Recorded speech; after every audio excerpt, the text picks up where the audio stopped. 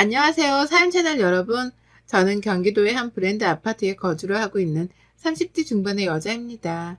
제 소개를 해야 하는데 대뜸 사는 곳부터 소개를 해서 괜히 송구스럽네요. 요즘 경기도 좋지 않은데 말이죠. 하지만 저는 오늘 이 사연을 시작하기에 앞서 제가 사는 곳에 대해서 꼭 언급을 해야만 합니다. 정말 필요한 소개말이거든요. 저는 고등학교만 졸업을 했지만 일찍이 사회에 뛰어든다고 산전수전 다 겪어낸 사람입니다. 친정 형편이 좋지 못해서 대학을 가지는 못했지만 애초에 저조차도 공부에는 뜻이 없었어요. 그래서 어떻게든 돈을 벌어보려고 열심히 그쪽으로만 공부를 했고 여기저기 안 해본 알바가 없을 정도로 돈 버는 일에는 죄다 뛰어들며 살았습니다. 지금에야 공부보다도 하고 싶은 일이나 돈 버는 일을 하는 것이 더 중요하게 여겨지지만 그 당시만 하더라도 공부가 전부인 양 하던 분위기였거든요. 그래서인지 주변 사람들 눈초리도 받고 참 별거 아닌 것에 자존심도 많이 상해버리곤 했어요. 하지만 독하게 마음먹고 친정의 보탬이라도 되겠다며 열심히 일을 했습니다. 그러면서 평생 엮이기 싫다 생각이 들 정도로 지독한 사람들도 수두룩하게 만나봤고요.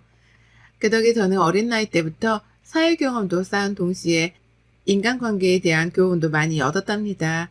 울기도 많이 울고 좌절도 많이 했습니다. 다 포기도 하고 싶었고요. 하지만 참고 살다 보니 운이 좋았는지 일은 잘 풀렸어요. 수중에 있던 돈으로 시작했던 사업이 잘 풀렸고 지금은 사장 소리를 들으며 갑질 않는 사람들하고는 멀찌감치 거리를 두며 살 수 있게 되었거든요. 제 직원들을 두고서 베풀며 살 수도 있게 되었고 열심히 일만 하느라 결혼 따위는 못할 줄 알았는데 남편을 만나게 되어 결혼도 하게 되었네요.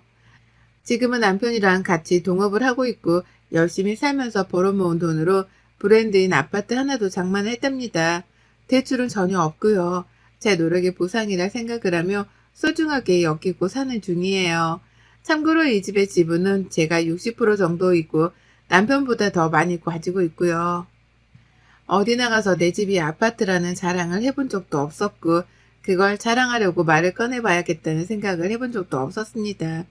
사업용으로 쓰는 SNS 말고는 제 개인적으로 저를 드러내기 위해서 사용하는 SNS도 없었기 때문에 그런 걸 공유할 일도 없었죠. 단지 집으로 들어가고 아늑한 침대 위에서 잠이 들 때마다 고생했던 과거로부터 벗어나게 되었다는 감사함 정도는 늘 생각했던 것 같네요. 하지만 겸손하고 감사해 하면서 사는 저에게도 여전히 파리는 꼬였습니다. 이렇게 살면 주변에 비슷한 사람만 모이게 될 줄 알았는데 잘 살아보려고 해도 파리 같은 사람들은 여전히 꼬이더라고요. 특히 시댁 사람들의 경우에는 제가 안 보겠다고 안 볼 수도 없는 존재들이었기 때문에 관계에 있어서 어려움이 훨씬 더 컸답니다. 저희 남편 정말 좋은 사람이에요. 일도 열심히 하고 그렇게 일을 위해서 가정을 위해 돈을 모으기만 할 줄 아는 멋모르는 사람이었죠. 그렇게 일하고 책임감 강한 모습에 제가 반해서 결혼까지 오게 된 것이기도 하고요. 하지만 남편의 가족을 두고 보면 정말 욕할 일이 천지빛가인 사람이었습니다. 신이 제 남편에게 모든 걸 다 줬는데 딱 하나 가족만큼은 완벽하게 만들어주지 못했구나 싶었을 정도로 시댁 식구들은 제 남편의 흠이었어요. 시댁에 돈이 없는 것도 아니고 시아버지가 회계사셔서 나이 먹으신 지금까지도 수입은 있을 만큼 능력이 되는 분이셨어요. 시아버지가 그 와중에 부동산에 관심이 많아서 집도 2채 가지고 계실 만큼 물려줄 재산도 조금 쌓아두셨었고요. 그런데도 그런 여유 있는 집안에서 마음은 하나같이 쫌생이 들이더라고요. 까탈스럽기는 또 얼마나 까탈스럽던지요. 뭔가 매사에 불만이 늘 많았습니다. 시아버지는 돈도 가지고 있고 직업도 있고 아들, 딸이 모두 다 시집 장가도 가서 잘 살고 있음에도 불구하고 매사에 늘 불만이셨어요. 돈을 더 벌어야 하는데 더 벌지 못하는 것에 불만이 있으셨고 사는 집이 아늑한 전원주택인데도 불구하고 잔디 관리가 힘들고 벌레 관리가 힘들다면서 시댁 갈 때마다 제 앞에서 하소연만 하셨답니다. 기분이 막 좋다가도 시댁에 가서 시아버지 불평 듣고 있으면 제 기분이 다 나빠지더라고요. 전 일을 잘 해내고 있다고 생각을 했음에도 불구하고 일이 그러다 한순간에 꼬꾸라질 수도 있는 거라면서 부동산을 사라는 말씀도 귀에 딱지가 않도록 해주셨답니다. 제가 관심이 없다는데도 불구하고 그렇게 살다가는 돈이 별로 안 모이게 될 것이라면서 신이 나 쓴소리만 해주셨죠. 하여간 아버님이 마음에 안 드는 저였는데 그런 아버님의 성격을 쏙 빼다 닮은 사람이 하나 더 있었어요. 바로 신우였죠. 이 집안의 장녀이자 시아버지를 쏙 빼다 닮았던 신우이는 저에게는 시아버지만큼이나 아니 오히려 더 천적과도 같았습니다. 저보다 나이는 고작 3살밖에 많지 않았는데요. 나이대가 비슷해서 그런지 늘 이상하리만큼 신우하고는 비슷한 일들이 꼬였어요. 이를테면 같은 시기에 대학에 진학을 하고 또 같은 시기에 대학생활을 보낸다거나 사회생활을 했다는 것, 그리고 또 같은 시기에 결혼하고 자식을 낳고 말고의 중대사항을 결정해야 하는 것들까지도 말이에요. 그리고 신우는 그 모든 것들을 저하고 비교해가며 자신의 입장을 지켜 세우려고 하는 것만 같았습니다. 제가 대학을 나오지 않고 바로 사회생활에 뛰어들었던 것 가지고 그래도 공부는 했어야 하지 않나? 라며 기분이 나쁠 만큼 빈정을 대기도 했네요. 좋은 대학을 가는 건 더 나은 사람들을 사귀기 위해서이기도 하단 말을 하면서요. 참고로 신우는 좋은 대학을 나왔습니다. 제가 무슨 딴지를 걸 수 없을 만큼 신우는 자기 입장에선 맞기만 한 소리를 했어요. 그러니 저도 대학을 못 간 게 아쉽지만 그렇다고 후회가 되진 않아요. 지금 저는 잘 살아가고 있으니까요. 라고 하며 난 괜찮다는 걸 최대한 충분히 어필하려고 했죠. 하지만 그렇게 말을 하더라도 신우의 입은 다물어지지가 않았네요. 왜냐하면 잘 살고 있다는 제 말에도 신우는 토를 달려고 했거든요. 제가 비록 대학을 나오지는 못했어도 열심히 사회생활을 하며 일을 했고 지금은 내 사업을 하며 사장 소리를 듣고 있는 사람인데도 신우는 그 사실 자체를 인정하기 싫어하는 듯 보였습니다. 좋은 대학을 나온 신우는 경력 단절로 지금 가정주부로 사는 중인데요. 그게 스스로 굉장히 인정하기 힘든 모습이었나 보더라고요. 저는 그저 신우를 보며 아무 생각 자체를 하지 않았어요. 질투, 부러움, 그런 것조차 전혀 없었을 만큼 신우 인생에는 관심 자체가 없었습니다. 하지만 신우는 제가 자신을 내려보기라도 하는 줄 아는 건지 사사건건 일하는 걸로도 시비더라고요. 그렇게 벌어서 건강이라도 나빠지면 어쩌냐고 하면서 볼 때마다 제 얼굴이 보기 안 좋다는 말을 했고 또 저희가 신혼집을 바로 브랜드가 있는 아파트로 사서 들어가 버리자 사치가 심하다고 하면서 제 뒷담화를 까기도 했었답니다. 그 뒷담화를 시어머니 앞에서 까다가 저희 남편한테 걸려 홍군형이 났고 저는 그 모든 얘기를 멀찌감치서 듣고 있었지만 끝끝내 모른 척을 했었어요. 자신이 보잘것없으니 남의 인생은 폄하하는 것이 아닌가 싶었거든요. 신우를 안쓰러운 사람으로 봐줘야 한다 생각했었습니다. 하지만 문제는 그 후였어요. 신우가 시아버지로부터 아파트를 증여받았어요. 원래 증여를 받은 건 다른 곳에 있는 아파트였는데요. 그 돈으로 글쎄 저희 집 아래층을 사버린 겁니다. 같은 브랜드, 같은 아파트, 같은 동 바로 아래층으로 신우가 이사를 들어온 거예요. 왜냐고 묻지 마세요. 저도 모르니까요. 저 또한 수십 번은 넘게 생각하고 스스로 되물었었습니다. 왜 하필 친하지도 않고 그렇다고 각별한 가족에도 없는 남동생의 집 아래층으로 이사를 들어온 건가 싶어서요. 하고 많은 아파트가 대한민국 땅덩어리에 있는데 왜 하필 그 많고 많은 아파트 중에서 우리 집 아래층으로 온 건가 싶어 말이에요. 원래부터 신우란 시댁 식구들이랑 모두 다 한 경기도권에 살고 있어서 언제라도 가까운 곳에서 이웃 사촌으로 살 가능성은 있었답니다. 하지만 바로 위아래층에 이웃으로 살게 되니 괜히 긴장은 되더라고요. 신경을 쓰지 않고 살려고 하더라도 은연중에 신우를 신경 쓰게 되었고 괜히 출퇴근을 하거나 장을 보러 나가는 길에조차도 엘리베이터 안에서 신우를 만나게 되진 않을까 하는 긴장이 들기 시작했어요.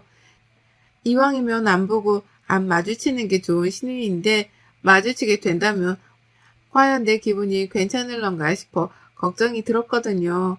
아무튼지 간에 이웃이 된 신우랑은 최대한 마주치지 않게 바랬습니다. 남보다도 못한 가족으로 사는 사람들이 많으니 우리도 그냥 그렇게 남보다 못한 사이가 되었으면 하기도 했고요. 그런데요. 저는 한 달에도 그리고 어쩔 땐 하루에도 몇 번씩이나 신우로부터 연락을 받게 되었답니다. 이렇게 연락을 자주 할 사이가 아닌데 이웃으로 엮이게 되면서 별 황당한 연락을 다 받게 되었어요. 바로 층간소음 유발자라는 이유 때문에 말이죠. 저희 부부가 층간소음을 유발한다더라고요. 자신들한테 말이에요. 저희 부부는 아이가 없습니다. 누구 하나 집안에서 뛰어다니거나 층간소음을 유발할 가능성이 있는 사람은 있지 않았어요. 물론 어른들도 층간소음을 충분히 낼 수는 있습니다. 하지만 문제는 저희 부부가 둘 다 일이 바빠서 평일 하루 종일은 거의 집안에 있지 않다는 것이었습니다. 평일 내내 집에 있지 않는 건 물론이고 주말이 되어서도 대부분은 일을 하러 나가거나 몸이 피곤해서 침대 혹은 소파랑 한 몸이 되어 붙어 살곤 하는 편이었어요. 하지만 신우는 그런 저희 생활의 패턴을 잘 알 것임에도 불구하고 층간소음을 유발하는 집이라는 이유로 저희 집 문을 두드리고 인터폰을 날렸답니다. 어쩔 땐 저랑 저희 남편의 핸드폰을 통해서 바로 컴플레인을 걸고자 한 적도 있었고요. 이유는 늘 두 가지였습니다. 하나는 진짜로 층간소음을 들었다는 이유였었고, 또 하나는 층간소음을 내지 않게 하기 위해서 미리 연락을 했다는 거였죠. 정말 살다 이런 이웃은 처음 겪어봤습니다. 이런 부류의 사람도 정말 오래간만에 다시 만났고요. 보통 층간소음이 유발이 되면 아래층에서 힘들어하는 건 당연한 거죠. 그 소음이 다른 곳도 아닌 집안에서 난다고 생각하면 저 같아도 힘들고 화날 것입니다. 하지만요, 앞서 말씀드렸듯이 저희는 하루 종일 집 밖에 나가 있거나 들어오더라도 최대한 적게 움직이고 생활하는 사람이었어요. 그런데도 불구하고 신우는 약간의 움직임에 민감해진 사람인 것처럼 니들 방금 집에 들어왔니? 라고 전화를 하더라고요. 집에 있는지 없는지 확인하겠다는 것처럼 바로 인터폰을 날리기도 했고요. 실제로는 저희 부부가 둘 다 밖에 있을 때에도 전화를 해서 층간소음이 들린다며 묻지도 않고 따져댄 적이 있었습니다. 그래서 제가 우리 지금 집에 있지도 않은데 어떻게 층간소음이 난다는 거예요? 라며 화를 냈거든요. 한두 번도 아니고 너무 예민하게 구니까요. 그런데 신우가 그러더라고요. 한치의 망설임 없이 딱 이렇게 말했습니다. 밖이라고? 분명히 들었는데 아니 나는 그냥 이런 전화를 미리미리 해서 층간소음이 유발되지 않도록 하려는 거야. 주의를 지속해서 줘야지 이런 일들은 해결이 되는 거라고. 라고 말해요. 환장할 노릇이었죠. 어른들이서 사는 집인데 아래층에 사는 신우 하나를 위해서 바닥에 층간소음 방지용 매트리스라도 깔아놓고 살아야 하는 건가 싶었습니다. 뭘 어쩌라는 건가 싶은데 신우는 멈추질 않았어요. 마치 의도적으로 내 집 아래에 이사를 와서는 의도적으로 사사건건 시비를 걸려고 작정을 한 사람 마냥 연락을 취했죠. 평소에 시댁에 모였을 때 말고는 따로 만날 리도 없었는데 이런 식으로 만나서는 신우랑 얼굴 한 번을 더 봐야 했답니다. 신우는 그걸 즐기는 것 마냥 저희 집에 오기도 하고 저희를 아래층으로 불러내기도 하면서 층간소음에 대해서 이야기를 나눴어요.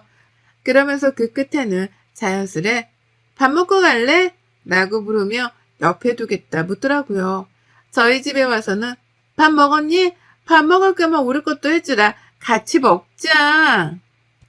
라고 하면서 자기 애들이랑 남편을 데리고 올라와서는 아예 탈같이 밥을 얻어먹으려고 하기도 했고요. 이게 한두 번도 아니고 계속해서 같은 시기의 문제가 같은 식으로 되풀이되고 같은 식으로 끝이 나다 보니 그제서야 알 것도 같았습니다. 혹 신우가 하루 종일 집에서 보내며 심심했던 걸 저희 부부한테 화풀이로 풀고 있는 게 아닌가 말이죠. 이게 화풀이인지 아니면 재미삼아 그러는 건지는 모르겠으나 저희 부부한테 컴플레인을 거는 걸로도 모자라 어쩔 땐 집주인 행세도 하더라고요. 집에 매트를 여기 깔라 하기도 하고 침대를 다른 방향으로 두라고 하기도 하고 그러다 그 끝에는 밥을 먹었는지 물어를 보는데 느낌이 쎄했습니다. 이러다 신우가 시어머니를 빙자해서는 내게 평생 시집살이를 하는 게 아닌가 하고 말이죠. 평생 같은 이웃사촌으로 한 아파트 한 동에 살게 된 것만으로도 소름이 쫙 끼치는데 유발도 안 하는 층간소음에 대해서 불평을 들으며 내 집안에서 제멋대로 살지도 못하게 되었구나 싶어 한탄스러웠습니다. 그러며 자연스레 저도 화가 났고 남편도 슬슬 인내심의 바닥을 보이는 듯 했어요. 가장 먼저 진짜 저게 누나라고 봐주니까? 라고 하면서 남편이 흥분을 하더라고요.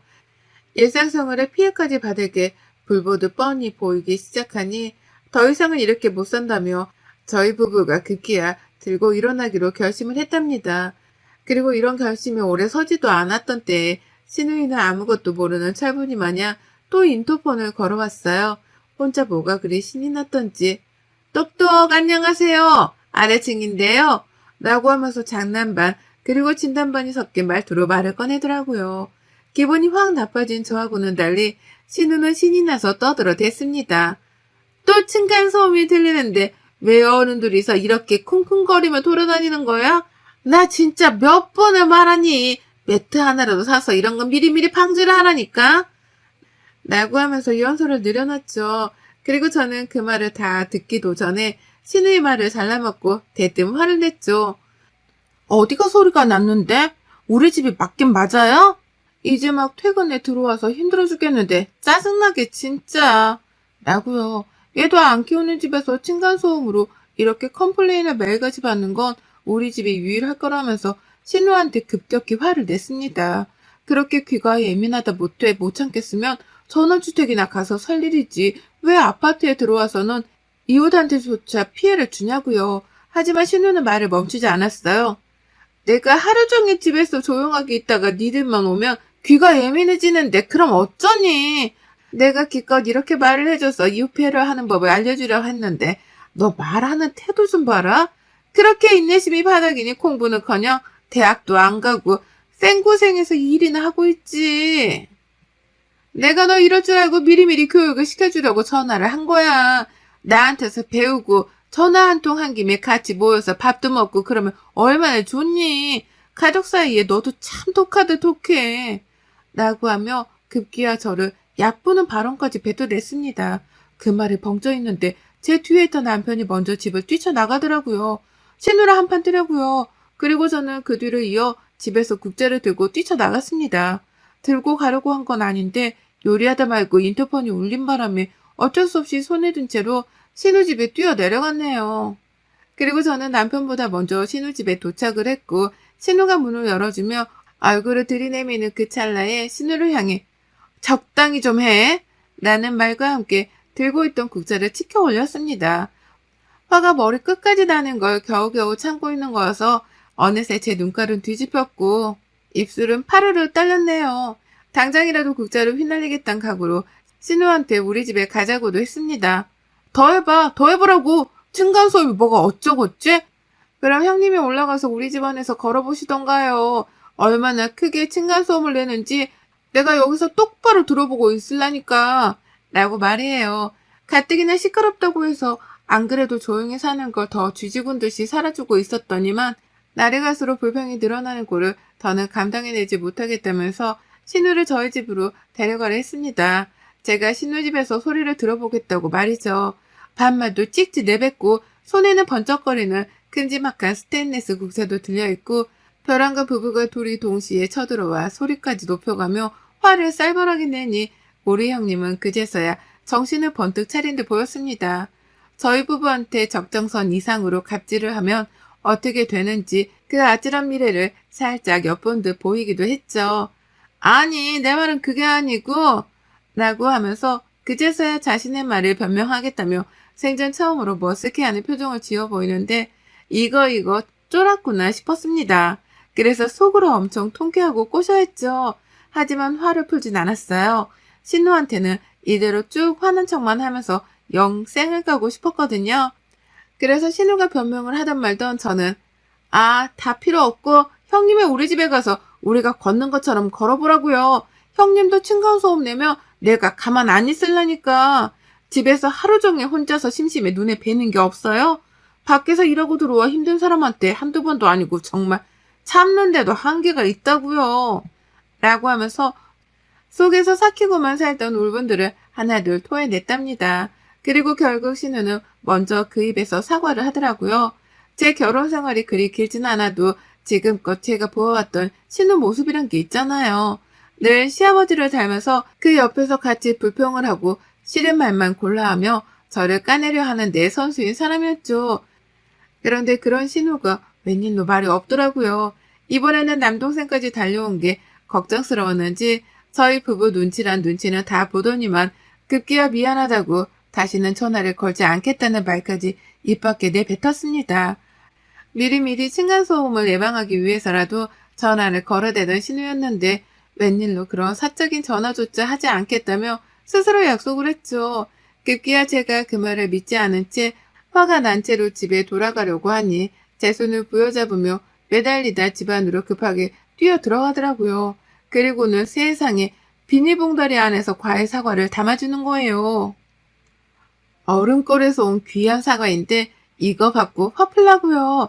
자기가 가족이고 하니까 누구보다 편한 마음으로 안부 인사를 물을 겸 연락을 취했던 거고, 그런 김에 이왕이면 이웃들끼리 잘 지낼 수 있도록 층간소음에 대한 가르침을 주려고 한 거라고 말이죠.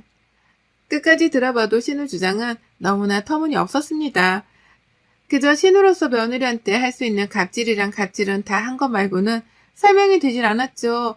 하지만 저도 뭐 들어주는 척은 했어요. 물론 여전히 화가 난 표정으로 어디 한번 끝까지 나불거려 봐라 라는 마음으로 말이죠.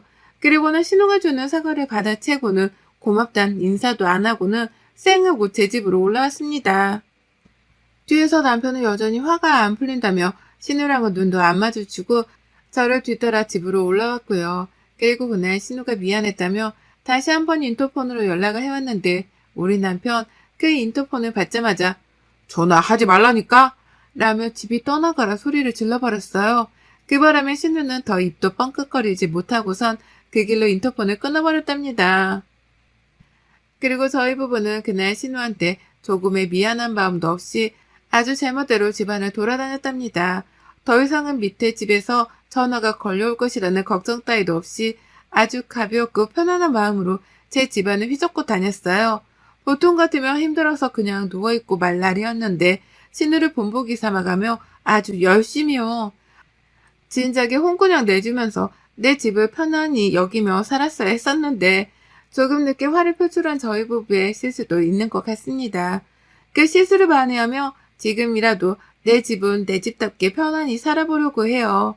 예민하고 할 일 없는 우리 신우는 연락도 못하고 혼자 얼마나 끙끙댈런지, 또 얼마나 더 오래 끙끙대며 연락을 안 할 수 있을지 저희 부부는 돈을 시퍼렇게 뜨고 지켜볼 겁니다. 여러분의 생각은 댓글로 남겨주세요. 오늘도 시청해주셔서 정말 감사합니다.